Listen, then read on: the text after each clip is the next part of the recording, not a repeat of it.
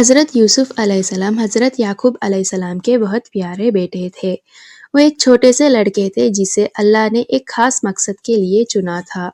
ایک رات یوسف علیہ السلام نے ایک عجیب خواب دیکھا۔ انہوں نے دیکھا تارے، سورج اور چندہ ان کو سجدہ کر رہے ہیں۔ یہ عام خواب نہیں تھا، یہ اللہ کے طرف سے ایک نشانی تھی۔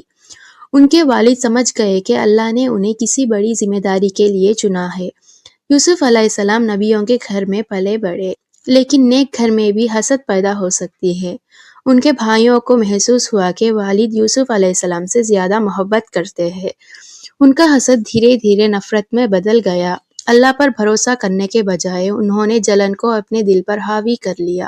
شروع سے ہی یوسف علیہ السلام کی زندگی ایک پیغام دیتی ہے: اللہ پر بھروسہ کرو، پاک دامن رہو، صبر کرو۔ جب سب کچھ غلط لگے تب بھی اللہ ہی سب کچھ چلانے والا ہے۔ ان کے بھائیوں نے انہیں ایک کنویں میں ڈال دیا اور اپنے والد سے جھوٹ بولا۔ بعد میں یوسف علیہ السلام کو مصر لے جایا گیا اور غلام کے طور پر بیچ دیا گیا۔ وہ معصوم تھے، تنہا تھے۔ سالوں بعد انہیں ایک اور امتحان کا سامنا ہوا۔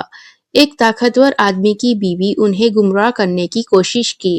یوسف علیہ السلام نے انکار کر دیا۔ انہوں نے خواہش پر اللہ کو ترجیح دی۔ اس وجہ سے انہیں قید خانے میں ڈال دیا گیا، حالانکہ وہ بے قصور تھے۔ قید خانے میں بھی یوسف علیہ السلام نے امید نہیں چھوڑی۔ انہوں نے لوگوں کو صرف اللہ کی عبادت کی دعوت دی۔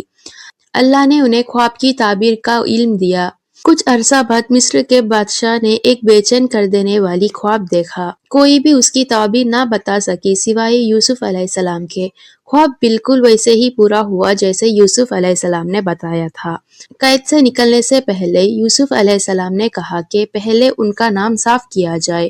ان کے لیے سچ بہت اہم تھا۔ جلدی ہی انہیں ملک کے خزانوں کا ذمہ دار بنا دیا گیا۔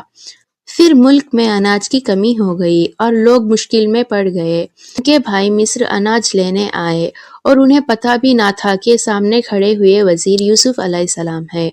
جب یوسف علیہ السلام نے اپنی پہچان ظاہر کی، وہ ڈر گئے، مگر یوسف علیہ السلام نے کہا: آج تم پر کوئی الزام نہیں، اللہ تمہیں معاف کرے۔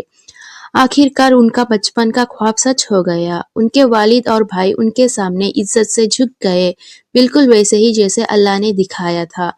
اللہ کا وعدہ کبھی جھوٹا نہیں ہوتا۔